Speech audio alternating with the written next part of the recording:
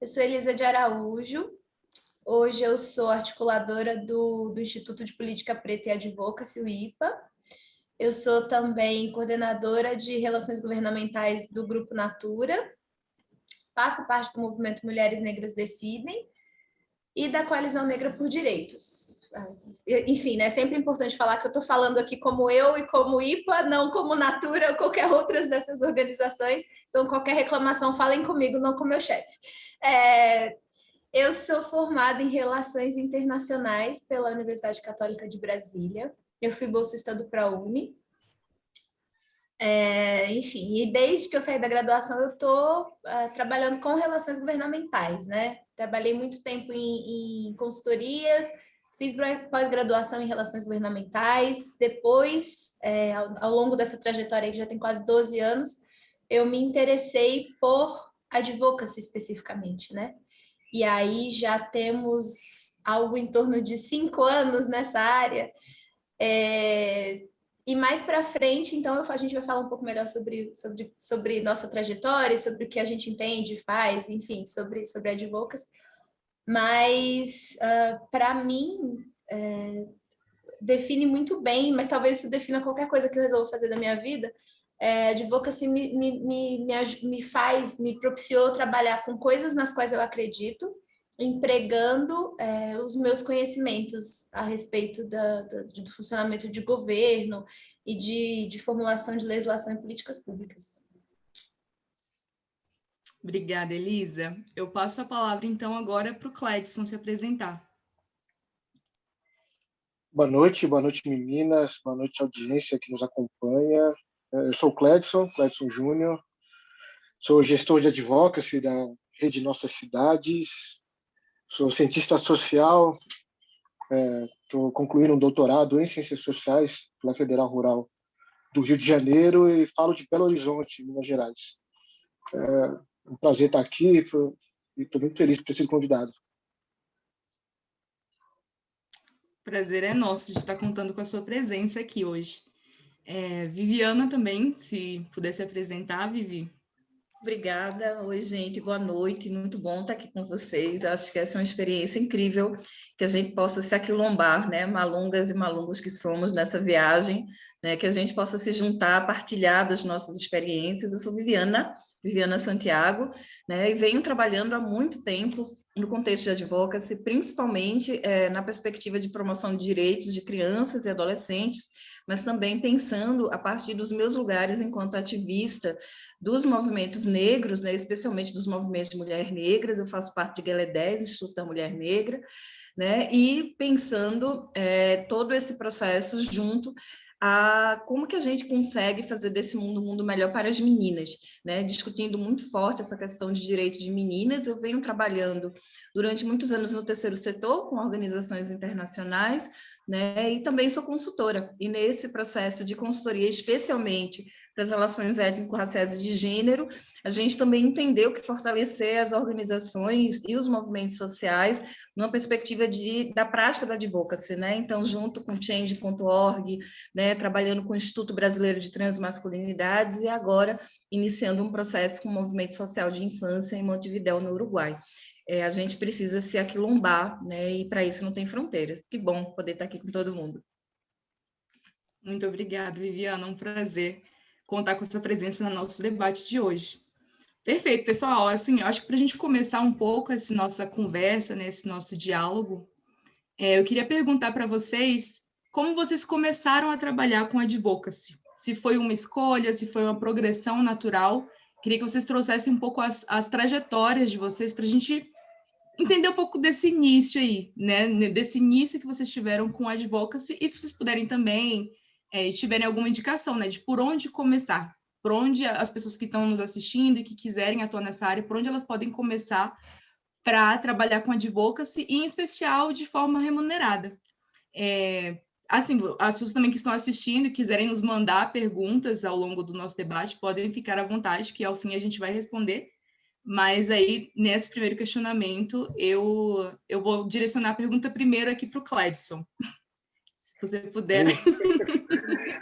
Posso. Trazer um pouco da sua trajetória. É a roleta russa da Dani, né? Ela faz assim. Não, quando eu reflito sobre a minha trajetória e tento identificar quando foi que o advocacy de alguma forma entra nela, eu acabo retornando ao início da graduação em Ciências Sociais, na PUC Minas, quando eu iniciei uma trajetória no movimento estudantil. Então, fui do DCE, da universidade, e objetivamente me envolvi com campanhas, com mobilizações que visassem uma causa, que no caso ali eram agendas muito próprias de estudante universitário numa universidade privada, né? Então, era o debate sobre o aumento da mensalidade que ocorria anualmente, ou do quanto nós sentimos a necessidade de ter um bandejão ou um restaurante universitário que desse conta que nós pudéssemos permanecer na universidade mais tempo, sem com isso ter mais custos para além do que nós já gastávamos por estar lá, e para além das agendas que são muito caras para o movimento estudantil, né? Financiamento, o debate do FIES, o próprio ProUni, que tinha um papel importante naquele período e que garantiu que uma parcela considerável da classe trabalhadora, os filhos da classe trabalhadora, pudessem acessar a universidade. Eu mesmo fui um estudante bolsista do programa Universidade para Todos. Nessa dinâmica de pertencer, de mobilizar e militar no movimento estudantil, eu acabei acessando a trajetória que é muito comum para quem mantém-se nesse espaço, e acabei chegando na direção da União Nacional dos Estudantes. Isso foi em 2009. Naquele período foi um período muito interessante, um período de muitas conquistas do conjunto do povo brasileiro, né? A gente tinha ali políticas públicas de cunho progressistas que tinham espaço, tinham entrada na arena pública de debate, como no próprio Congresso Nacional, era governos do campo democrático popular. Eu me recordo, naquele período, eu fui da gestão da UNE entre 2009 e 2011, muito característico da entidade, nos envolvermos com a condução de algumas campanhas e fizemos muita advocacy no Congresso Nacional. Vou tentar aqui resgatar umas 3 ou 4 campanhas que tivemos envolvidos, mas eu me recordo que nós atuamos de uma forma muito diligente na defesa de 10% do PIB para a educação, de 50% do Fundo Social do Pré-Sal também para a educação, e envolvia mobilizar o conjunto de estudantes brasileiros para a capital federal para bater de porta em porta nos gabinetes do Congresso Nacional, levando a nossa agenda, tentando convencê-los, tentando construir ali uma maioria política em defesa dessa agenda. Também tivemos, naquele período, uma agenda fantástica, que era a defesa das cotas raciais no ensino público, muito instigada naquele período pelo ADI do Democratas, questionando a constitucionalidade das cotas na UNB, o que acabou também esbarrando na constitucionalidade das cotas na URGS, no Rio Grande do Sul, e também do próprio ProUni. Foi um período muito intenso de mobilização, de debates com o conjunto da rede do movimento estudantil, agendas que acabaram culminando em respostas importantes para o conjunto da população brasileira, né? Aprovamos, anos seguintes, as cotas raciais, em 2012, conquistamos naquele período um percentual de 50% do Fundo Social do Pré-Sal para a educação, o que perdemos depois, mas é um outro debate. Na sequência, acabei indo assumir tarefas no Conselho Nacional de Promoção da Igualdade Racial, enquanto conselheiro pela sociedade civil, mas tocando o grupo de trabalho de juventude naquele período. Naquele período também nós fizemos muita incidência no Congresso Nacional pela aprovação do Estatuto da Igualdade Racial. Salvo engano, foi em 2013, não, 2010. 2013 foi o Estatuto da Juventude. No período, eu também estava compondo o Conselho Nacional de Juventude, o CONJUV, também pela sociedade civil. Tínhamos uma atuação muito intensa naquele período, a necessidade de aprovar uma legislação que garantisse esse período tão importante para a construção da nossa identidade enquanto seres humanos, que é a juventude. Então, foi um processo também importante. 2013, como todos bem lembram, um ano disruptivo, o que até hoje ainda é um período a ser contemplado, refletido, que mudou muito a ideia de política para muita gente. Nós tivemos também a realização da terceira Conferência Nacional de Promoção da Igualdade Racial, a terceira CONAPI, momento importante de debate, confluência, encontros com todo o movimento negro, indígena, étnico, Brasil afora. Eu tive a oportunidade, o privilégio de ser um dos coordenadores executivos da conferência. Então, acompanhei de ponta a ponta, fazendo negociação, mobilizando, indo nos estados, aprendendo muito com os meus mais velhos que compunham aquela instância naquele período, e aqueles que vieram antes também, que deixaram a sua marca. Tive a oportunidade de, como conselheiro, ter passado por 3 ministros da CEPIJ, o que aprendi muito também, carrego comigo essa experiência. Em 2015, a convite, eu assumi uma posição de dirigente no Ministério de Direitos Humanos, coordenei a Secretaria, o Conselho Nacional de Direitos Humanos, e de lá para cá tenho me envolvido de forma mais orgânica com a advocacy, com a incidência política, seja no Congresso, ou seja na possibilidade de construir confluências, coalizões. E hoje estou no Nossas. Enfim, uma trajetória rápida na forma de apresentar, mas quando olho para trás, tem um tempinho já. Mas valeu cada segundo, aprendi bastante, sigo aprendendo. Obrigada, Cledson. Rápida, mas muita coisa, muito condensada, muitas experiências assim relevantes, né? Muita coisa que você tem para servir de modelo, inclusive para quem está entrando hoje, eu acho que nessa área do advocacy. E aí, falando um pouco também, né? Acho que as nossas 2 convidadas têm também uma longa trajetória no advocacy, que também tem relação com os movimentos sociais, né? E aí eu queria começar passando aí também a palavra para a Viviana, para ela poder falar um pouquinho da trajetória dela, nesse sentido, na sua trajetória profissional e a relação que ela tem com a advocacy. Eu acho que é muito interessante, porque eu primeiro atuei e depois nomeei, né? E isso porque, durante muito tempo, a gente tinha uma leitura, né, de que, enquanto pessoas negras, principalmente aquelas com um histórico muito forte de militância, que o que você fazia não era advocacy, né? Você está ali, isso é luta, esse povo, né, se juntando para fazer as coisas, e a gente viveu durante muito tempo não se reconhecendo em algumas práticas, porque a gente não conseguia entender que nós temos uma outra epistemologia, né? E que muitas vezes a maneira como a gente consegue o conhecimento que produz determinada técnica, produz determinada intervenção, não é o mesmo necessariamente que pessoas brancas, mas esse percurso ele não é um percurso inválido, né? Ou o que você faz não tem um valor, né? Então, eu tive o privilégio, né, de ser apresentada ao movimento das mulheres negras e posteriormente ao movimento feminista, né? E nesses espaços construir muita incidência, participar de muitas estratégias.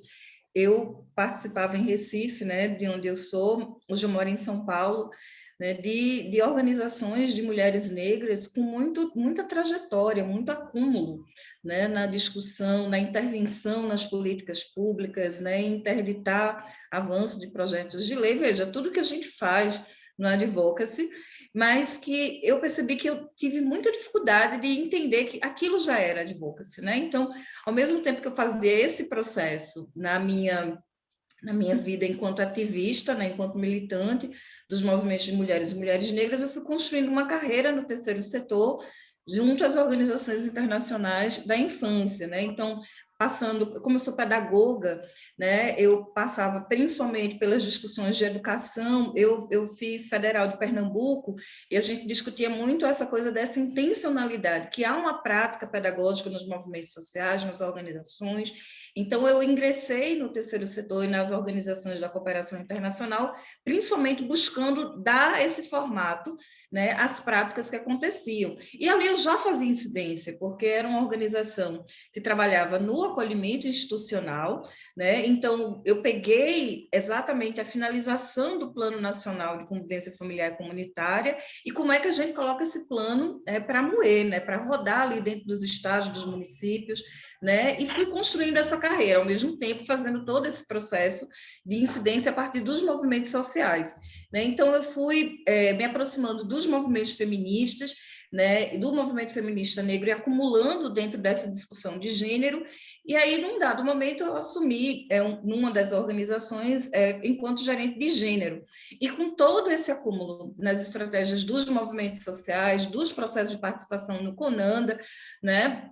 E aí, num dado momento, alguém falou, olha, você vai ajudar, né, a área de advocacy, vai fazer algumas coisas, mas as coisas que eu fazia não tinha nome. Então, isso também é uma coisa que depois, quando a gente for contar um pouco das estratégias, a gente vai reconhecer que essa coisa de não nomear o trabalho que nós, pessoas negras, estamos fazendo nas instituições, e ao passo que o trabalho que as pessoas brancas fazem tem nome, sobrenome, CID, tem tudo, né? Então, eu estava ali naquele processo, mas eu não era nada, né? Eu estava ali, eu participava, era representação, até que um dado momento falou assim, olha, não, você também vai assumir a área de advocacy, né? Você vai ser gerente de gênero e de incidência política. E eu lembro que naquele momento eu fiz uma conversa dizendo assim para o meu diretor na época, dizendo, olha, eu vou precisar de muito apoio, porque eu nunca fiz isso. E eu acho que nessa época, assim, a minha pombageira deu na minha cara umas 3 vezes assim, pá, como você não fez esse tanto de encruzilhada de esquina que a gente já teve lutando, mas eu acho que eu trago muito comigo esse processo de como estar nesses espaços, e eu sempre fui a única pessoa negra durante muito tempo nesses espaços da cooperação internacional em posição de gerência. O que é que isso faz com a gente? Veja o nível do descolamento, né? De que eu tenho uma prática e eu não a reconheço, eu acho que eu não tenho. Eu acho que, para mim, o começo foi um começo um pouco titubeante, né? Porque eu tinha muita dificuldade em achar que eu já estava fazendo aquilo. Eu tinha muita dificuldade de reconhecer as capacidades que eu já tinha, o conhecimento que eu já tinha, de validar essa minha experiência dentro dessa epistemologia que nós, mulheres negras, construímos, né? Então, eu lembro que foi um começo assim, eu fazia tudo, mas é diferente quando você vai na Força de Ansan, dona das tempestades, e você está lá e faz, né? Eu percebia que eu ainda estava muito no processo da dúvida, de não ter certeza, até que eu pude ter um momento assim de mentoria muito forte e dizer assim, é isso, eu já faço. Aí eu chamei as coisas pelo nome, a pessoa me ajudou a desembrulhar essa realidade, então eu assumi com muita naturalidade, eu já fazia isso, né? Ou seja, eu busquei na minha história, tanto de ativista, quanto nas organizações, quanto no meu trabalho, o que é que eu já fazia, né? Reconhecer capacidades que eu já tinha, habilidades que eu já tinha, principalmente nessa construção de networking, principalmente nesse processo de ter tido o privilégio de trabalhar com a cooperação internacional e trabalhar no Brasil inteiro. Então, assim, o que você precisar fazer no Brasil, eu não tenho nenhum problema, eu faço, porque a vida me deu a riqueza de ter estado em muitos lugares, conhecer muitas pessoas, e a gente está a 7 passos de qualquer pessoa no mundo, né? Então, a gente que é preto, principalmente, que a gente sabe que a gente não tem o telefone do dono da empresa, para a gente chegar em alguns desses lugares, a gente fala com 30 pessoas para chegar no que o filho de alguém branco tem o telefone na agenda do celular, a gente precisa falar com 30 pessoas, mas são 30 pessoas que ficam na nossa história, são 30 pessoas com as quais depois eu tenho uma rede muito maior, então eu fui aprendendo a ressignificar tudo que antes eu achava que não me habilitava, era a minha riqueza, era ali onde estava a minha diferença nesse processo, e aí trabalhar tanto nessa perspectiva, eu tive a honra de trabalhar com Elisa durante parte desse período, né? E me sinto muito honrada. Elisa foi uma das pessoas que contribuíram muito com a minha possibilidade de olhar para mim e ver esse processo. A gente construiu coisas incríveis, não construímos mais, porque a gente precisa também fazer a leitura, né, do quanto que a gente é interditada, os nossos passos, e a gente tem que estar dizendo o que Marielle disse o tempo todo, que nós não seremos interrompidas, mas a galera tenta, viu? Então, nesse processo, foi um processo de me perceber nessa potência de articular redes, nessa potência de coordenar redes, nessa potência de estar ali a um passo de qualquer pessoa, de qualquer tomada de decisão, de construir estratégias, de aprender, de ouvir. Então, eu acho que a minha principal lição na minha trajetória é aprender sabe, quando Lélia fala que a gente tem que reconhecer o nosso português, sabe, que a gente tem que aprender, ou seja, empretecer. Eu tive muita dificuldade porque eu não reconheci, né, como é que gente preta faz advocacy e se torna profissional de advocacy. No momento que isso ficou muito nítido para mim, tudo mudou. Muito obrigada pela fala, Viviana. Incrível, eu acho que é isso, né? A gente que é negro, a gente está fazendo advocacy há séculos, sem nomear. E eu acho que essa estratégia de nomeação, inclusive, nos faz com que a gente nos perceba enquanto capazes de até se candidatar para muitas das vagas, né, que aparecem, que a gente, a princípio, por não nomear, pode se sentir muito inseguro. É muito bacana você ter trago isso para nossa reflexão. E aí também, passando a falar para uma outra gigante do Advocacy, eu queria convidar a Elisa também para fazer um pouco, uma fala nesse sentido da trajetória dela com o Advocacy. Olha, eu estou aqui emocionada, porque, enfim, esse sentido do aquilombamento para a gente é muito forte, e aqui a gente está num espaço de aquilombamento e de afetos, né?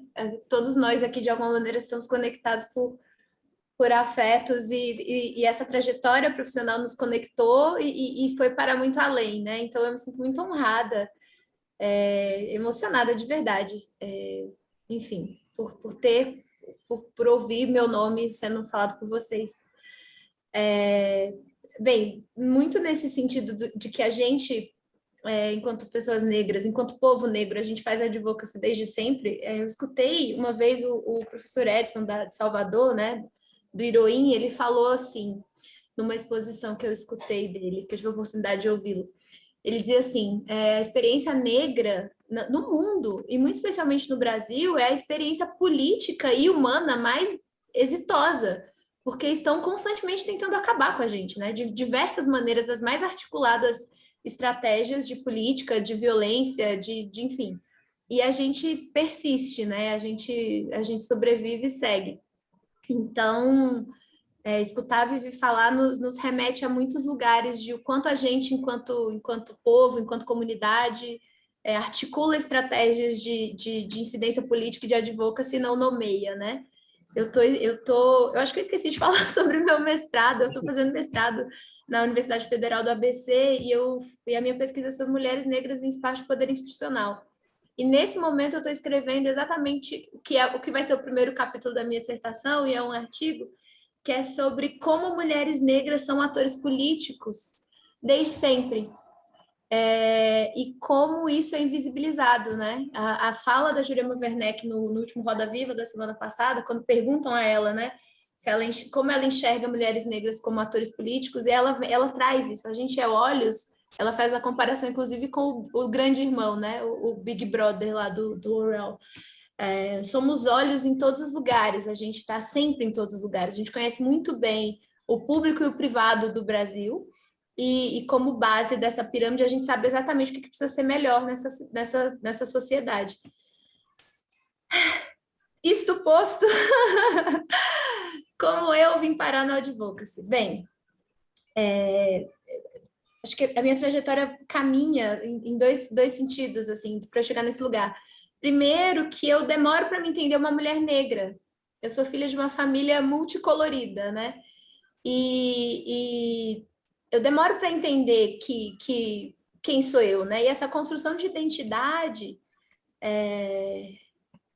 me faz trilhar um caminho, até eu entender esse lugar, né? Até eu entender quem sou eu no mundo.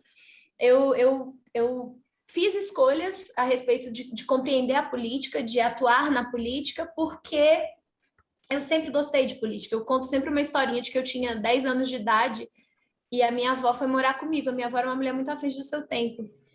E ela gostava muito de política. E eu tinha 10 anos, estava acontecendo um debate entre Lula e FHC para a presidência, em 1998. E aí, eu assisti esse debate com a minha avó, que era de São Paulo e era muito tucana, e eu era apaixonada pelo Lula, com 10 anos de idade. E aí a minha avó ficava... Ela conversava sobre aquele debate comigo, assim. E aí eu falo que aquilo foi muito importante na minha trajetória, porque me deu voz, né? Me coloca, assim, nesse lugar de uma pessoa que tem o que dizer e gente importante quer me ouvir. Então, eu cresci com essa certeza. Sempre gostei de política, saí da graduação com foco em política institucional, em parlamento, trabalhei em organizações, em consultorias em Brasília. Eu sou de Brasília, né? Moro em São Paulo desde janeiro do ano passado, mas eu sou de Brasília, cresci em Brasília, então aquele espaço de parlamento sempre me interessou e eu sempre trabalhei ali. Eu sempre atuei ali de alguma maneira. Nunca trabalhei em mandatos, mas sempre trabalhei com relações governamentais, com consultorias. Então, eu sempre estudei esse espaço, eu sempre me debrucei profissionalmente e academicamente a compreensão desse espaço, né? Até esse momento da virada de trabalhar com advocacy. Então, foram anos construindo essa minha capacitação técnica, vamos assim dizer. E aí, em determinado momento da vida, eu me vejo um tanto numa ocupação que não me fazia muito feliz, assim. Eu sempre fui muito fiel a coisas nas quais eu acredito. E aí, em determinado momento da vida, eu me lembro que eu falei para o universo, sem brincadeira, gente, eu joguei para o mundo, assim, putz, eu queria muito unir isso que eu sei fazer, que é operar esse espaço do parlamento, a causas nas quais eu acredito. E aí surgiu a oportunidade de trabalhar com advocacy, em uma consultoria especializada em advocacy, uma consultoria que me colocou em contato com organizações do terceiro setor. Paralelo a isso, veio essa minha compreensão de lugar no mundo, né? De o que significava ser uma mulher negra nesse espaço. Eu sempre soube e sempre vivi ali dentro do espaço do parlamento machismos e racismos em diversos níveis, né? Eu era uma menina muito magrinha, eu sou baixinha, né? Eu não tenho 1,60 m de altura. E aí eu era uma menina que buscava me apagar de toda maneira nesse lugar, nesse espaço. Então eu tinha o cabelo bem curtinho, alisado, eu nunca iria para lugar nenhum de trabalho com esse batom, usava umas roupas bem masculinizadas, porque eu queria passar despercebida ali naquele espaço que era muito violento para mim, mas eu não entendia por quê. Então, compreender esse meu lugar no mundo, né, as encruzilhadas que as nossas pombagiras nos colocam, me compreender nesse mundo como uma mulher negra, me faz me entender um ser político. Me entender um ser político, entender que a minha existência, meu corpo é político naquele espaço do parlamento, que é o espaço que eu frequento há 12 anos, me coloca em contato com causas, me faz entender a importância de juntar causas e incidência política, né? E aí eu começo a entender o movimento negro, movimento de mulheres, movimentos feministas, passo a atuar, então, profissionalmente nessa área, né, e empregar esse conhecimento que eu adquiri ao longo dos anos na defesa de causas. E aí, nesse caminho, eu tenho a sorte de encontrar com a Vivi, e aí eu vou contar rapidinho para ir encerrando, porque eu já cheguei no como eu cheguei, né? Depois a gente fala mais. Houve um evento, eu me lembro muito bem desse dia, foi quando eu conheci Viviana, que a gente estava numa sala cheia de gente para falar sobre cenários políticos, sobre como ia ser a vida agora que Bolsonaro estava eleito. E a gente era, eu e ela, de mulheres negras nesse espaço, né? De pessoas negras, de mulheres negras. E aí eu automaticamente me identifico com a Vivi, com as falas dela. Estou ali naquela situação vulnerável de estar numa sala, de uma mulher jovem, falando numa sala para gente majoritariamente branca, majoritariamente mais velha que eu, que usualmente me deslegitima, né? Apesar de, naquela ocasião, eu ter sido a profissional que construiu aquela apresentação, que construiu aquelas análises, que construíram aqueles dados. E aí, em determinado momento, eu falo nessa ocasião que a gente sabia que a gente estava ali defendendo, que a gente sabia quais eram as crianças que precisavam ter seus direitos defendidos. A gente estava em Pinheiros, né? E aí eu lembro que era uma rua que tinha uma escola de rico, assim, na esquina. Aí eu falei assim, estendi o braço e falei assim, não é os meninos que estudam aqui nessa escola que a gente precisa defender os direitos, né? A gente sabe que essas crianças têm cor e a gente sabe que elas têm CEP.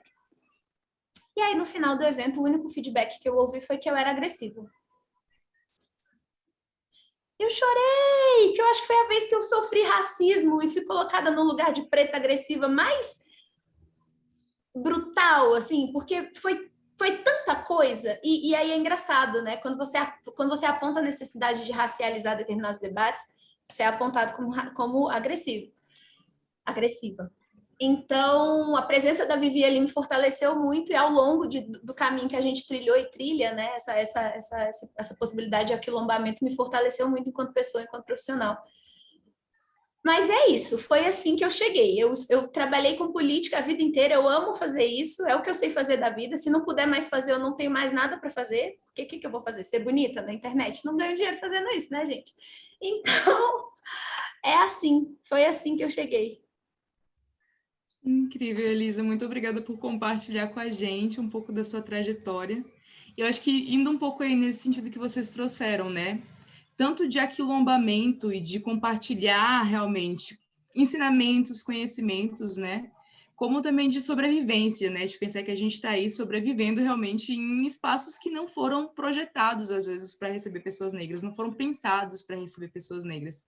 Eu queria ouvir um pouco de vocês, quais as estratégias que vocês usam quando é nesses espaços, quais as estratégias que vocês usam para atuar, fazer advocacy no Congresso, nas organizações, realmente em espaços que muitas vezes não foram, né, desenhados para nos receber.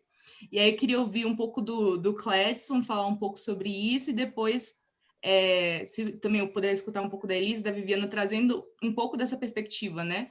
Não só das violências que a gente sofre enquanto pessoas negras, mas também enquanto mulher, né? Enquanto outras intersecções que nos atravessam, né? Outras intersecções que nos atravessam. Um pouco aí dessas estratégias que vocês usam enquanto profissionais negros e negras para atuar nesses espaços. E aí, se a gente puder começar com o Cledson.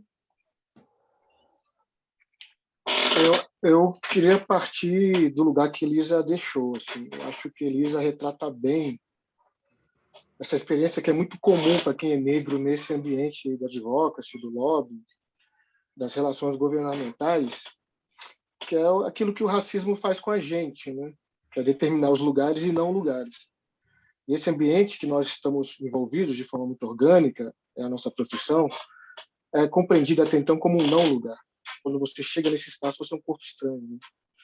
Não é incomum você ser um especialista, um profissional do advocacy, tentando acessar, por exemplo, uma casa legislativa, ou própria casa executiva, e você ser compreendido como porteiro, ou você ser barrado por não te verem como alguém que está ali para assumir um papel que costumamente não é um negro ou uma negra que vai assumir, que vai aprender, entender, enfim.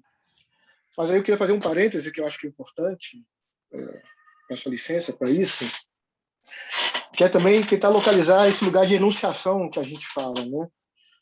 Hoje eu sou um gestor de advocacy, enfim, tenho uma trajetória onde eu aprendi bastante com a política, sobre a política, mas também sou um adepto do candomblé, sou ogã de um terreiro queto, e sou jureneiro também. E a gente trabalha muito com o conceito de ancestralidade.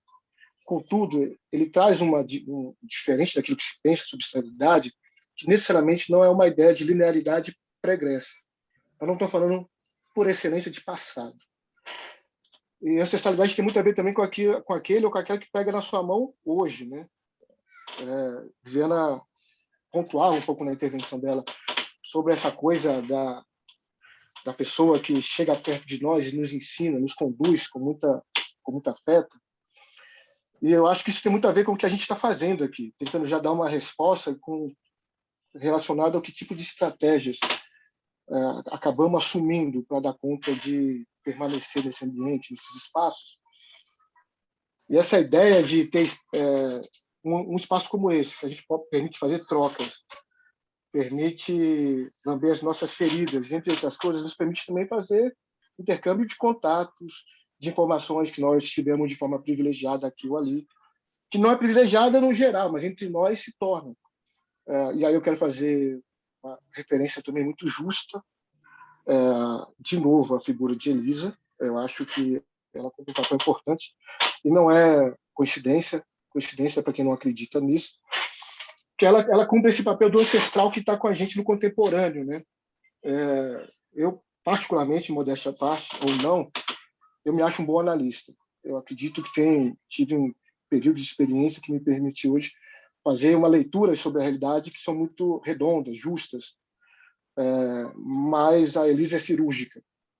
Ela, de longe, é uma das pessoas mais inteligentes que eu conheço, e ela foi muito sensível em compartilhar essa experiência, a inteligência que ela tem comigo.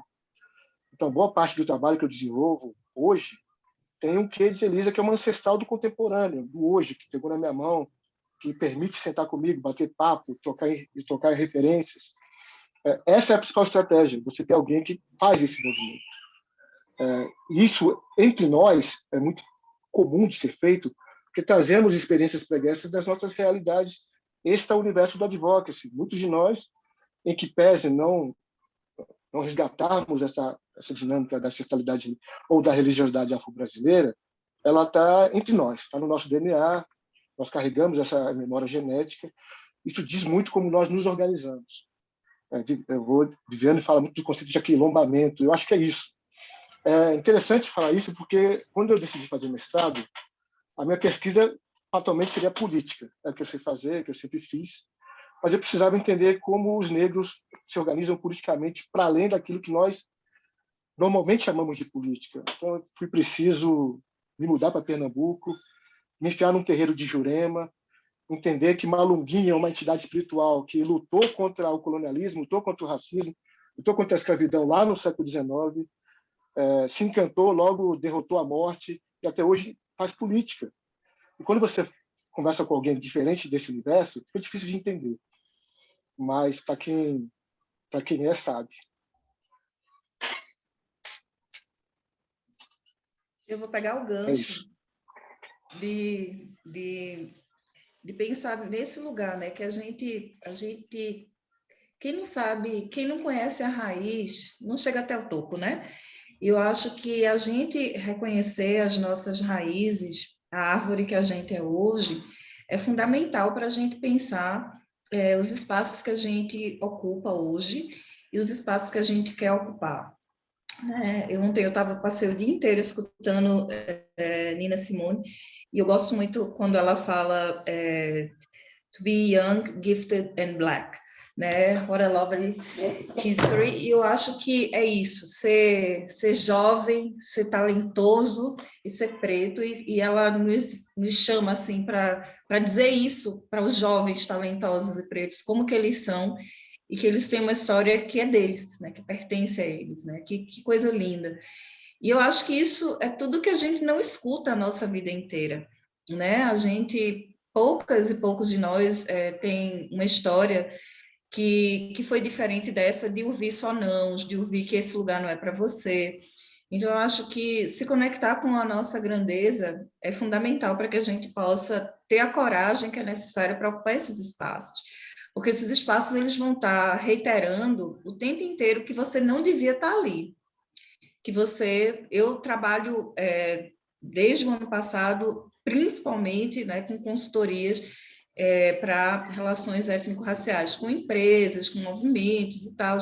E é muito interessante, né? As pessoas elas dizem na nossa cara, eu ouvi coisas como assim, olha, quando eu vejo um currículo e vi que a pessoa estudou na Unip, eu não chamo. Porque essa pessoa, aqui para mim só é Mackenzie, não sei o que, não sei o que lá. A pessoa está dizendo na minha cara. Quando eu pergunto, olha, por que será que na sua área não tem nenhuma pessoa negra aqui nessa empresa, na sua área? Olha, porque minha área requer muito conhecimento. A gente precisa de pessoas muito bem formadas, ou seja, e aí às vezes você precisa desembrulhar, né, isso para as pessoas. Então, você quer dizer que você conhece 100% de todas as pessoas que fizeram NIP, e essas pessoas... Não conheci pessoas, então você não pode falar, você está sendo preconceituoso. Você quer dizer, então, que as pessoas negras não são boas profissionais, né? Mas essa é a realidade que a gente lida. E a gente não sucumbe a ela quando eu digo assim, olha, isso é teu, engole, te envenena com essas palavras, isso aqui não bate em mim, não. Porque eu tenho axé, eu sou de orixá. E mesmo quem não é, saiba que ele está com você, mesmo que você não acredite, tá aí, viu? E eu acho que isso, para mim, é fundamental. Você se conectar com a pessoa que você é e você não entender que vai ser fácil, que vai ser um piquenique no parque, mas entender que você deve estar ali. Porque cabe a todas as pessoas ter o direito de realizar os seus sonhos. Eu acho que também sair um pouco dessa lógica, que é a lógica que a gente tem hoje muito forte nas pretinhas e pretinhos de shopping, que é aquela que eu cheguei e dei tchau, né? Eu subi nas tuas costas para pegar o próximo degrau, depois que eu subi do muro, eu me esqueci. Gente preta não anda sozinha. Gente preta não anda sozinha. A gente não pode acreditar, né, que porque você chegou nesse lugar, agora você não precisa dos seus e das suas. Você nunca precisou tanto quanto você precisa agora que você chegou. E a narrativa que a gente vê, a gente percebe que está sendo construída, né, com essas pretinhas que sentam em sofá de entrevistadora durante a semana para falar de racismo, com esses pretinhos que é comentarista de programa, é que o preto anda só. Porque só tem aquela pessoa preta ali, é só ela que aparece em todo canto. Não engulam essa história. Gente preta não anda sozinha. A gente não consegue permanecer nos espaços quando a gente pensa que a gente vai só pela gente, porque ninguém naquele espaço ali está com você, não. Ninguém está com você. Quem está com você no final do dia são os seus. Então, manter uma atitude de se permanecer conectada. Porque sabe o que acontece com gente preta bem-sucedida que esquece dos seus e das suas? Nem é da sala, nem é da cozinha. É um não lugar dentro do não lugar. Então, permanecer conectado é essencial. E manter uma atitude muito de dizer assim, olha, eu entendo que é mais difícil do que eu pensava, tem coisas aqui nessa trajetória que eu não sei, eu vou então chegar ali, abrir meu coração para o meu chefe. Não faça isso. Você também não seja idiota. Você vai dizer, olha, que eu não sei fazer. Ele vai dizer, tá vendo? A gente quis botar esse preto aqui dentro. Não. O que as pessoas disserem para você fazer, você diga que faz, que você sabe, porque tem gente para pegar na sua mão e fazer junto com você. Essa é a diferença. Você não vai assumir vulnerabilidade, assumir fragilidade para quem vai weaponize isso contra você, quem vai transformar a sua vulnerabilidade numa arma para usar contra você. A gente é vulnerável com aquelas pessoas que acolhem nossa vulnerabilidade. Então, também não fique fazendo essa coisa do preto do espaço, e olha, porque para mim é muito difícil, porque... Não, você não precisa dessa narrativa. A gente é vulnerável com as pessoas que vão compreender a nossa vulnerabilidade. Toda vez que você se apresenta dessa forma, isso é utilizado como uma arma contra você. Então, o que você precisa é, ok, eu posso fazer, e peça ajuda. Aprenda a pedir ajuda. A gente vai precisar o tempo todo fazer, aprenda a gingar, né? A gente tem que dar uma gingada, cara. Sabe fazer? Sei. Peça um prazo grande. A coisa que a gente faz é isso, eu vou pedir um prazo grande, porque aí dá tempo de eu aprender, não sabe, aprende. Eu acho que a gente tem que levar, sabe, a gente tem que aprender com o povo da rua, a gente tem que aprender com o povo das encruzilhadas, ser malandro, porque às vezes a gente se esquece de gingar, a gente se esquece da astúcia de Exu. Exu é astuto.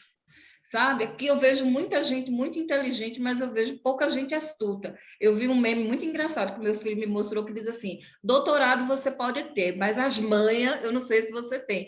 A gente tem que ter os dois, a gente tem que ter as manhas. E eu acho que isso tem muito a ver com a nossa história de gente preta. De dizer, olha, eu não peço ajuda a todo mundo, peço ajuda, aprenda a identificar quem são as pessoas que são suas aliadas. Não apresente sua vulnerabilidade com quem pode usar essa vulnerabilidade contra você. E entenda que não tem nada que uma pessoa preta não possa fazer. E eu vou muito ao encontro do que Jurema Werneck falou. Nós somos milhões e nós estamos em todos os lugares. Não se intimide com o fato de que você não tem o telefone do diretor de tal companhia no seu celular.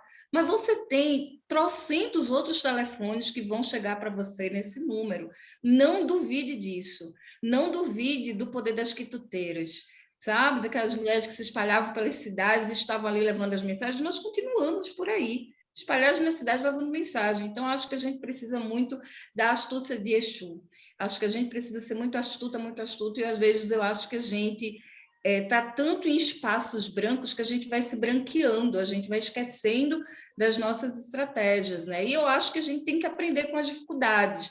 Eu sou de Oxumaré, né? Então, se eu não souber me portar quando eu estou no período da serpente, eu não vou saber desfrutar dos arco-íris. Então, assim, aprenda a navegar quando você for cobra, aprenda nessas dificuldades e o arco-íris ele vai aparecer para você. Mas saiba que é isso mesmo, não fique pensando que vai ter uma vida de arco-íris, porque não vai ter, não é só arco-íris, né? Mas também não pense que vai ser só lama, né? E não se esqueça de quem você é, não se esqueça de quem você é, e está na hora da gente girar, está na hora da gente ser mais astuto, porque inteligente a gente é. Agora a gente precisa se conectar com a astúcia. Eu acho de uma dificuldade falar depois da Vivi, porque, né, gente, é a Vivi falando. Então, Vem, de novo eu fico emocionada, né, de ouvir Clédson. Obrigada, estamos construindo tudo isso juntos. Não sei se vocês lembram de recentemente aquela história da turma lá da gincana, da turma da FGV, que não sei o quê, que pareceu tipo gente de todo nível da elite brasileira gravando uma fala ridícula para uma. Eu não me lembro, era uma faculdade rica, Mackenzie, talvez, não sei. Acho que era GV mesmo. FGV, talvez, né? E aí, naquele momento, eu estava participando de um processo seletivo, né? Numa empresa, na empresa que eu estou hoje. E aí eu me lembro de, apesar da, né, enfim, eu tenho vários chapéus, minha gente, em vários lugares.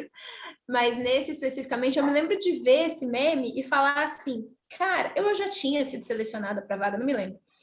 Eu lembro de pensar assim, gente, impressionante, né? Tem gente nesse país, e essa gente a gente sabe quem é, né? A gente sabe quem são, que tem esse tipo de acesso, tem esse tipo de contato. E eu muito me orgulho de ter chegado onde eu cheguei, sendo filha da Dona Maria e do Seu Francisco, que para mim são pessoas incríveis, que deram o melhor deles por mim, e eu agradeço todos os dias, mas que não me deram nada além de, vai lá, estuda, que é assim que você vai chegar em algum lugar. Não foi me dando contato né, de diretor da Globo, de CEO de multinacional. Então, eu me orgulho muito dessa trajetória que eu construí. E aí eu volto numa coisa incrível que Vivi vinha falando, né? Gente preta não anda só. Eu não. E aí, se eu construir essa trajetória da qual eu me orgulho, era justamente nesse de um sobe e puxa o outro, sem nem saber, como eu falei para vocês, né? Sem nem ter noção dessa construção de pessoa preta, assim, de ter aprendido isso ao longo da trajetória.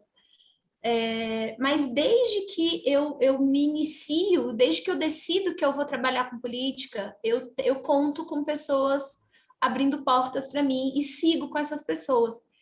Então, aqui eu super agradeço e mando um beijo para o professor Creomar, que eu conheço, eu era uma criancinha, eu era uma menina de 14 anos quando eu conheci o Creomar, estamos aí beirando 20 anos de amizade, e alguém que abriu portas para mim, que me incentivou, que não só me incentivou e me disse que o que eu tinha para dizer era importante, que eu era inteligente sim para eu continuar nesse lugar, mas me mostrou como exemplo. Então, eu não chego aonde eu estou por méritos meus, só meus. Certamente é por construir essa tecnologia, por confiar e utilizar essa tecnologia social chamada aquilombamento. A gente aí de novo, a gente, pessoas negras, sobrevivemos nesse país que tenta nos eliminar desde o começo, à medida que somos coletivo e à medida que somos mais fortes. Eu decido morar em São Paulo depois de participar do primeiro encontro internacional da Coalizão Negra por Direitos. Brasília é uma cidade curiosa, né? Quem é de Brasília sabe, assim, a cidade foi feita para ser distante, né? Eu amo Brasília, é minha casa, mas tem essa característica, é difícil, né? E especialmente ali quando eu era jovem, é difícil se coletivizar em Brasília. A cidade foi feita para ser isolada, né? Então, quando isso até pode ter mudado bastante hoje em dia, mas enfim, a minha Brasília lá, né, de eu me formando enquanto pessoa, não era assim. Quando eu venho para São Paulo, para o primeiro encontro da Coalizão Negra por Direitos, que foi em novembro de 2019, eu fiquei absolutamente impressionada de estar num espaço de pessoas negras falando sobre pautas de ser negro, falando em níveis altíssimos, com pessoas incríveis. Foi quando eu vi a Sueli Carneiro falar pela primeira vez, né, pessoalmente, e fiquei, meu Deus, isso está acontecendo de verdade. E aí eu decidi que eu queria estar aqui porque eu queria estar perto, né, dessas lutas acontecendo. E é impressionante o quanto isso me fortalece enquanto pessoa. E olha que curioso, né? Apesar de eu ter saído da minha cidade, de eu ter vindo morar nessa cidade que é uma máquina de moer gente, do meio do meu caminho tinha uma pandemia, no meio, né, do caminho tinha uma pandemia no meio do meu caminho. E ainda assim, eu sobrevivo, né? E consigo construir coisas. E não é por outra razão que não contar com pessoas segurando na minha mão e indo junto. Então, aquele ninguém segura a mão de ninguém, é como a Vivi falou, confia na gente, né? Confia nos nossos. Porque eu passei por situações muito tristes de confiar, né? Isso, vou desenvolvendo a inteligência emocional. Eu passei por situações muito tristes de confiar em pessoas brancas que se diziam aliadas, mas no que a primeira oportunidade que elas tiveram de jogar as minhas fragilidades contra mim, porque eu incomodava num espaço que na cabeça desses brancos não era para eu ocupar, eles fizeram. Então, é isso, sejamos inteligentes, aliás, somos inteligentes, utilizemos a nossa inteligência. Essa máxima vai para quem é de axé, para quem não é, eu sou da ginga e de saber olhar para a encruzilhada, né, e entender que esse lugar é um lugar de privilégio, de poder escolher caminhos, é uma coisa bastante peculiar do povo negro, sendo de candomblé ou não, a gente guarda isso, né, na nossa memória ancestral. É isso. Obrigada, Elisa. Eu acho que uma grande estratégia aí que me veio da fala de vocês é realmente o aquilombamento, né? Entender que a gente não anda só. Muito importante. Eu vou fazer uma pergunta agora que veio do chat. Uma pergunta para o Cledson, que a Rayane Paulo nos enviou. E ela pergunta o seguinte: Cledson, fazendo um comparativo com a sua história no movimento social estudantil e como ele foi importante para te construir profissionalmente, como você enxerga esses espaços hoje? Não é uma pergunta simples, porque eu acabo me colocando na resposta. Eu acho que quando nós, enquanto coletivo de estudantes universitários negros, olhamos para o movimento estudantil naquele período, nós não nos víamos lá dentro. Exatamente por não nos vermos, que achávamos que tínhamos que fazer alguma coisa, incidir. Então, naquele período, obviamente, que cota ainda não era uma realidade, em que pese as experiências da UERJ e da UNEB, enquanto universidades que de fato tinham cotas, as primeiras que tiveram, na verdade, era uma onda, uma maré que era difícil de parar, tanto que não pararam.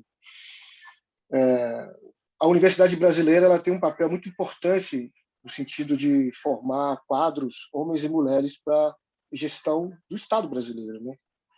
Se o Estado é como é, porque ele reproduz essa lógica de formação que esses atores tiveram ao longo da sua formação. Entendimos estrategicamente naquele período que se a gente quiser alterar a realidade brasileira, a gente precisava enegrecer a universidade brasileira, consequentemente enegrecer o papel do Estado brasileiro numa perspectiva de trajetória, o que necessariamente não precisa ser linear. Muita coisa mudou de lá para cá, a população negra, de fato, entrou com mais fôlego na universidade, não tanto quanto gostaríamos. Tivemos um papel importante, eu acho que a UNE ela era o que a universidade era, e ela hoje reflete o que a universidade reflete. Nós enegrecemos a UNE ao mesmo tempo que hoje é muito nítido percebermos que houve um descenso nesse processo de ter negros e negras ocupando mais espaço ou postos de direção na rede do movimento estudantil. E é muito simples de perceber por quê, né? Existiam mais bolsas, hoje existem menos bolsas. Hoje é mais comum você ver, por exemplo, processos fraudados de pessoas que reivindicam serem negras, ocupando espaços de pessoas que, de fato, fenoticamente deveriam estar ocupando essas vagas reservadas. Eu acho que o que está colocado é o que, para a gente, é que a transformação ela é possível, mas ela demanda um tipo de disciplina que ela é muito característica do nosso povo, e eu me arrisco, me permito falar assim, que é entender que nada é para ontem, mas, ao mesmo tempo, que não nos permite relaxar. Então, articulações precisam acontecer. Eu acho que o mundo nunca esteve tão propício para uma perspectiva de ocupação de espaço público, e não só físico, mas também teórico, elaborativo, intelectual, da população negra. A gente sabe o que foi as eleições americanas do ano passado, desse ano, né? E o papel que o Black Lives Matter teve, quando a população negra foi para a rua e ajudou a empurrar o Trump para baixo. E a gente tem falado, eu vou tentar fazer essa ligação, porque não tem jeito, e a gente sabe muito bem o que está passando pela sociedade brasileira, né? O que é a pandemia, o que é Bolsonaro, e, de fato, quem é que nunca saiu da rua e está ajudando a tensionar essa relação das ruas com o poder. E eu acho que os negros, de novo, têm um papel importante. Então, vai chegar uma hora que a universidade vai precisar ser repensada, o movimento estudantil, consequentemente, vai precisar ser repensado, e se ele não se enegrecer, de fato, ele vai estar ao largo da história. E isso é inevitável. Obrigada, Cledson. É isso. Onde a gente vai, a gente chega causando mudanças, né? E mudanças dos espaços. Os espaços precisam mudar para, enfim, abarcar as nossas questões e as nossas demandas. Pessoal, o nosso debate está chegando ao fim, né? A gente está com um pouquinho de tempo agora. Foi muito rápido. Passou muito rápido. Acho que, para fechar, eu queria fazer uma pergunta que também chegou aqui no chat, que é sobre a importância da mentoria para se atuar na área de HellGov, de advocacy, né? Como construir essa rede? Porque eu acho que essa pergunta é importante porque ela vai no sentido do que a gente está falando, da importância da rede, da importância do coletivo, da importância do aquilombamento. E aí, a pessoa que fez a pergunta, a Flávia, colocou aqui também que imagina que a resposta não é objetivo linear, mas alguma dica nesse sentido, de construção de rede, de, enfim, alcançar essas pessoas, possíveis mentoras. Eu posso começar um pouco com a Viviana, mas, enfim, vocês podem também compartilhando um pouco do que vocês têm a dizer, dos pontos de vista de vocês nesse ponto.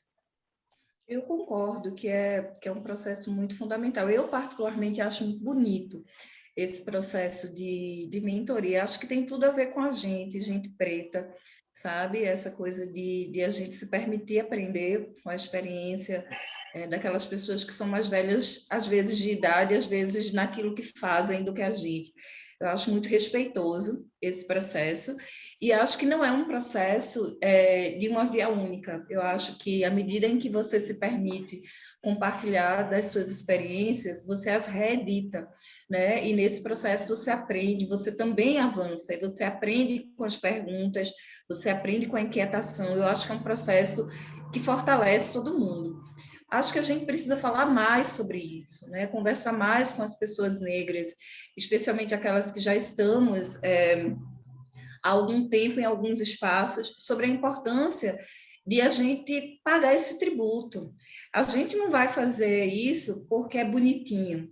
A gente tem que fazer isso porque é nossa obrigação, porque se a gente está aqui é porque alguém fez isso com a gente. Quer a gente se lembra e saiba nomear, quer não, sabe? As nossas conquistas enquanto pessoas negras nunca são conquistas individuais. Estarmos onde nós estamos nunca tem a ver só com a gente, tem sempre a ver com quem esteve ali, né, nesse processo. Eu gosto muito quando a gente fala, né, que uma sobe e puxa a outra. E aí, na semana passada, eu estava fazendo a moderação da Jornada das Pretas, né, com a Oxfam, que juntou um grupo de 45 mulheres negras que foram candidatas a cargos eletivos na política para fazer um processo de retomada com essas mulheres negras, onde é que elas estão, como é que elas estão. E ali haviam mulheres negras do Brasil inteiro, candidatas, mulheres trans, mulheres cis, mulheres de axé, mulheres evangélicas, eleitas, né? Mulheres que conseguiram se eleger. E aí uma delas nos provocou, ela falou assim, olha, eu queria dizer para vocês que a gente não sobe e puxa a outra, não, a gente dá a mão e gira, né? E aí, como eu sou pernambucana, eu sou de ciranda, né? Eu achei isso muito bonito, assim, esse processo, porque tem uma ciranda que diz assim, para se dançar ciranda é juntando mão com mão, né? É chegar todo mundo na ciranda, é uma só.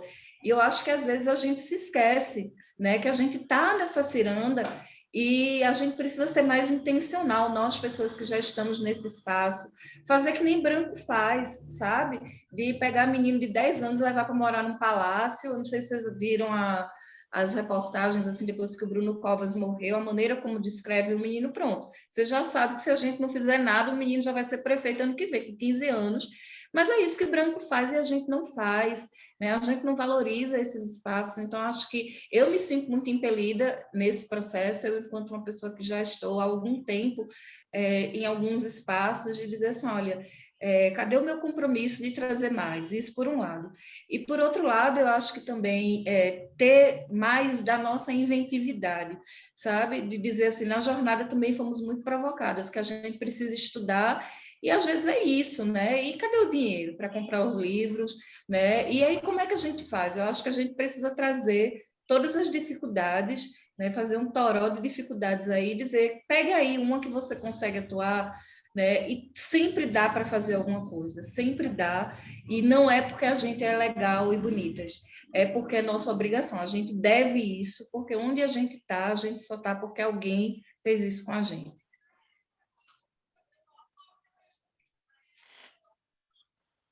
É isso, Vivi.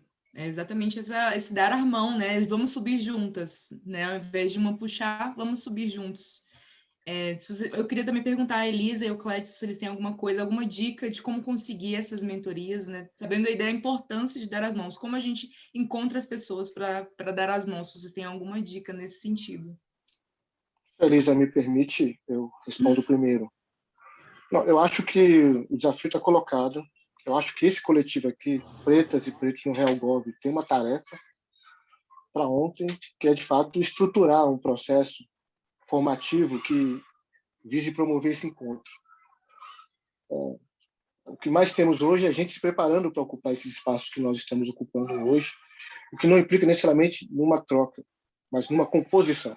É mais gente chegando, é mais gente para a gente trabalhar junto, é mais gente para a gente dar a dica de que os processos seletivos estão ocorrendo, para a gente orientar como passar pelos processos seletivos, com as suas próprias dinâmicas, mas também para fazer essas conversas, assim, né? Essa conversa que, longe de ser algo professoral, é uma dinâmica hermanada. Nós estamos falando de iguais para iguais. Eu acho que, institucionalmente, legitimidade maior não existe, porque esse coletivo aqui, Pretas e Pretas do RealGov, de formular esse processo. Obviamente que, com a nossa ajuda, vamos tentar ampliar isso no sentido de buscar reforço estrutural, de sermos também parte desse processo de monitoria, de fazer esse diálogo. Eu acho que Viviana acerta muito quando ela diz que é uma tarefa, e a gente está devolvendo aquilo que nos foi repassado, tal qual uma experiência do cajado, né? Passar para frente é muito importante. E é um ciclo. É um ciclo que precisa ser renovado e a gente tem que fazer parte desse processo. Bem, a gente já vem conversando há muito tempo, né, sobre o quanto somos entusiastas do coletivo. Acho que esse processo de mentoria no âmbito do coletivo eu gosto de ouvir o Cledson falar, né, que ele fala de tarefa, que é uma coisa muito de quem vem da militância estruturada, né, organizada em movimento estudantil e partido político. É isso, é tarefa. Não tem para onde correr, né, gente? Tem que fazer. E aí eu super me coloco à disposição. Eu vi que tem uma pergunta aqui, eu já estou, olha só, ocupando o lugar da Dani, sobre o episódio do racismo, né, do preconceito que eu sofri. Tem momentos na vida da gente que a gente amadurece anos em um episódio, né? Em poucos dias, assim. A vida te coloca num lugar. Eu acredito muito que Orixá guia meus caminhos. Então, quando esse tipo de coisa acontece, né? Quando coisas bizarras acontecem, eu sempre paro, respiro e penso: eu vou trilhar um caminho diferente porque eu não estava enxergando que eu precisava sair daqui, né? E essas coisas delicadas assim que vêm te colocam para enxergar a vida de outro ângulo. Então, quando aconteceu isso, eu evoluí na minha maturidade enquanto pessoa negra ocupando esses espaços anos, assim, muitos anos. Foi muito doloroso, foi uma decepção muito grande, porque eram pessoas que eu não esperava que fossem fazer isso.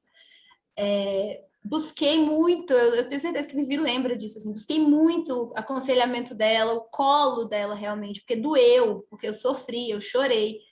E depois eu me levantei e falei, ok, aprendi a lição e vamos seguir. E aqui eu não estou querendo dizer que qualquer pessoa branca que vai cruzar nosso caminho no âmbito profissional é necessariamente, né, uma racista e uma pessoa que vai jogar contra a gente, mas né, enfim, brancos aliados, mas a gente sabe que compreender o nosso lugar, né, a nossa existência, esse nosso existir político, a gente encontra aqui nesse processo de aquilombamento.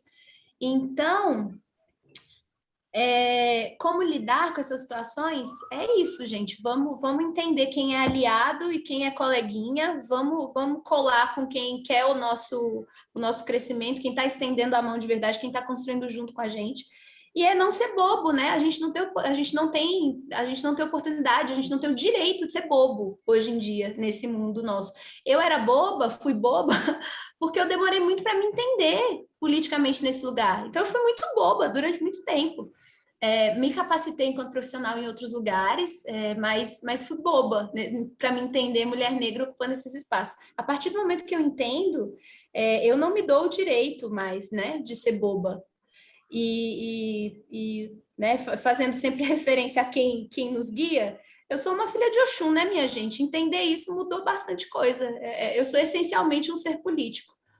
Então, ninguém é bobo na política, não pode ser, né? A nossa existência é essencialmente política. Então, vamos ter isso em mente. E construir as nossas parcerias com quem é parceiro de verdade. Uma coisa, assim, que eu queria acrescentar é que eu insisto, não exponha a sua vulnerabilidade com quem pode usar essa sua vulnerabilidade contra você. Né? A gente precisa ter muita sabedoria, né, na hora de falar dos nossos medos. Eu já vi demissões serem justificadas, mas é porque ela conversou que ela estava querendo fazer outras coisas, e você não pode nem dizer que é mentira, você sabe que é uma escrotice aquilo, mas assim, seja muito viva nesse processo. Tem uma proposta, eu tenho uma irmã que é psicóloga, ela mora nos Estados Unidos e discute muito code switching e code matching, que é esse processo de como as pessoas negras nos Estados Unidos estão lá, né? Ela é uma das 2 psicólogas negras numa universidade branca, e aí ela trouxe isso para o Brasil, ela discutiu na UFBA, e aí o nome que ela dá aqui no Brasil é Protegendo Meu Axé. Como é que a gente aprende com essas estratégias a cuidar e proteger o nosso axé. E aí a minha proposta é essa, que num próximo momento a gente pudesse convidá-la, porque tem muita gente falando muito de estratégia, né? De estratégia para sobreviver, e eu que já estou. Como é que eu faço, né? Porque a gente vê o tempo todo a censura aos nossos corpos, ao nosso jeito de falar, isso adoece a gente. Então, vamos cuidar da gente, porque, olha, gente, estar no lugar ainda não é a solução, porque não é um piquenique no parque, a gente tem que aprender a entrar, e como é que a gente faz para permanecer sem isso acabar com a gente. Assim, quantas e quantos de nós estão aí com burnout, estão aí adoecendo. Todas as pessoas negras que eu conheci no ano passado, que conseguiram empregos incríveis, e eu não estou falando isso para assustar vocês, elas já estão em processo de licença médica com burnout, né? E aí a gente diz assim, então a gente tem uma lição para dizer, né? Tem uma tarefa, que é como é que a gente cuida da gente, né? Chegar ainda não é tudo é a gente tá ali bem. Então vamos embora discutir como é que a gente faz para proteger nosso axé. Eu vou só, enfim, para fechar essa minha fala, leiam, assim, conversem, escutem, leiam. Gente, as intelectuais negras brasileiras, elas escreveram sobre tem os chamados intérpretes do Brasil, né, que a branquitude elegeu, assim, que escreveu lá Casa Grande Senzala e tal. Tem que ler, até para criticar. Mas quando você vai ler, Lélia Gonzalez é uma intérprete do Brasil que fala com a gente de um jeito, inclusive sobre tecnologia de sobrevivência de mulheres negras, sobre espaços que essas mulheres desenvolveram e as pessoas negras desenvolveram, sobre fala, sobre existir nesse lugar. A Lélia, inclusive, é uma mulher que teve uma trajetória de vida política, acadêmica, e que em algum momento da sua vida se cansa de lidar com a branquitude, dói para ela também. Então, é isso. É isso, acho que enfim, é simbólico para essa noite. A gente está encerrando aqui com Lélia Gonzalez e especialmente também com essa fala da Vivi, né? Sobre se cuidar, sobre se preservar enquanto pessoa negra, né, no mundo e no mercado de trabalho, para que a gente não apenas alcance esses espaços, né, e alcance o mercado remunerado, mas que a gente se mantenha lá com saúde. Eu queria agradecer muito a presença da Elisa, da Viviana e do Cledson nesse debate de hoje. Eu acho que a gente esteve aqui entre ancestrais em vida. Infelizmente, não vou conseguir fazer todas as... Acho que teve algumas perguntas do chat que eu não vou conseguir fazer, mas queria deixar o meu agradecimento pessoal às pessoas que assistiram, que acompanharam, e aos nossos convidados e convidadas que estão aqui hoje. Não sei se alguém quer fazer alguma fala de encerramento. desse momento, mas realmente agradecer vocês e dizer tchau. Vivi, a Flávia falou que sua irmã está convidada. Então, eu acho que esperar aí pelas próximas etapas e desejar encontrar todos vocês nesses quilombos que a gente for construindo, nessas redes que fomos construindo. Seguimos. Vamos embora. Avante. Obrigada, pessoal.